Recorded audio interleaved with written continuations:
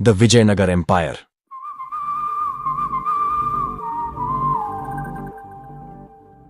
एक ऐसा हिंदू साम्राज्य जो उस समय उभरा जब हिंदुस्तान पर मुस्लिम सत्ता बड़े ही जोर शोर से फैल रही थी। इस एम्पायर की शुरुआत 1336 में हुई जब मोहम्मद बिन तुगलक दिल्ली सल्तनत के जरिए हिंदुस्तान पर राज कर रहा था। 1327 में जब मोहम्मद बिन तुगलक ने अपनी राजधानी दौलताबाद शिफ्ट की तो इसी दौरान उसने दक्कन के एरिया पर कंट्रोल मजबूत करने के लिए कंपिली राज्य पर भी हमला किया और उसे हरा दिया। पर जैसा कि हमने तुगलक डायनेस्टी वाली वीडियो में जाना कि उसके उल्टे सीधे फैसलों की वजह से दक्कन के एरिया पर उसका कंट्रोल कमजोर हो गया था और कई इलाकों पर पावर वैक्यूम क्रिएट हो गया, मतलब ऐसी जगह जहां पर अभी किसी भी वंश का डायरेक्ट कंट्रोल नहीं है। और इसी मौके का कई गवर्नर्स और लोकल रूलर ने फायदा उठाया और खुद को इंडिपेंडेंट घोषित कर दिया। इन्हीं में से एक था विजयनगर एम्पायर। विजयनगर एम्पायर की स्थापना दो भाइयों ने मिलकर की थी जिनका नाम था हरिहर और बुक्का।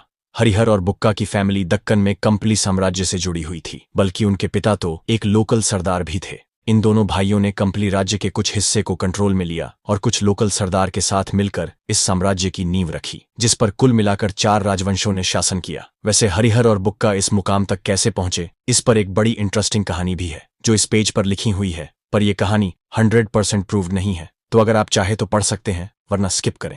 संगम वंश ने इस साम्राज्य पर 1336 से लेकर 1485 तक शासन किया और ये है इस वंश के शासकों की लिस्ट। हरिहर और बुक्का समेत शुरुआती कई शासकों ने बहुत जबरदस्त काम किया और काफी एक्सपेंशन भी किया। इन्हीं शासकों ने इस छोटे से राज्य को एक बड़े साम्राज्य में बदल दिया। देवराय द्वितीय के समय विजयनगर साम्राज्य अपने चरम पर था और इस समय विदेशों से समुद्री व्यापार भी बहुत जोर पर था। देवराय द्वितीय के बाद संगम वंश का कंट्रोल कमजोर हो रहा था और इसका रीजन था कमजोर शासक और कमजोर शासन व्यवस्था। 1485 में अंतिम रूलर प्रौढ़ देवराय, जो कि एक कमजोर शासक था, सत्ता में आता है। नरसिंह सालूव, जो उस समय इस वंश का एक सेनापति और गवर्नर था, ने इस कमजोरी का फायदा उठाया और तख्ता पलट कर दिया और अब विजयनगर साम्राज्य पर सालूव डायनेस्टी का राज शुरू होता है। सालूव डायनेस्टी ने इस साम्राज्य पर 1485 से लेकर 1505 तक शासन किया और इसके पहले शासक थे नरसिंह देव राय। नरसिंह ने अपने शासन में साम्राज्य को टूटने से बचाया और कई विद्रोहों को भी दबाया। साथ ही साम्राज्य की बहुत सी जगहों को वापस अपने कब्जे में भी किया,